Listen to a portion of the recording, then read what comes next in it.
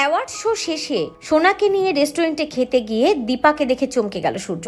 হ্যাঁ বন্ধুরা, আমরা এমনটাই দেখতে পাবো অনুরাগের ছোঁয়া ধারাবাহিকের আগামী পর্বগুলোতে। সারা দেশের বিভিন্ন বড় বড় ডক্টরদের মাঝে নিজের নামটা লিখিয়ে নেয় সূর্য। সূর্যর নাম ডাক চারিদিকে ছড়িয়ে পড়ে।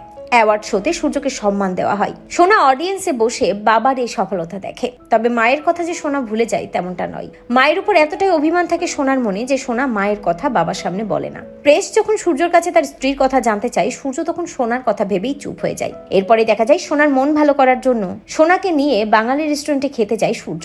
আর ওই রেস্টুরেন্টে খেতে যায় যেখানে দীপা একটা কাজের সুযোগ পায়। দীপা যে শুধু ক্লিনিং এর কাজ করে তেমনটা নয়, দীপা কিচেনেও অন্য শেফদেরকে হেল্প করে। সূর্য আর সোনা বাঙালি খাবার অর্ডার করে, আর সেই খাবারটা নিজে হাতেই বানিয়ে দেয় দীপা। দীপা বুঝতেও পারে না সে সোনা আর সূর্যর জন্য খাবার বানিয়ে দিচ্ছে।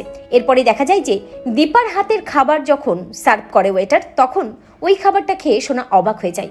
সোনা মনে মনে ভাবে মনে হচ্ছে মায়ের হাতের খাবার খাচ্ছি। অন্যদিকে সূর্য যখন খাবারটা খায় তখন সূর্যরও মনে হচ্ছে দীপার হাতের খাবার খাচ্ছি। সত্যি কি দীপা আশেপাশে আছে?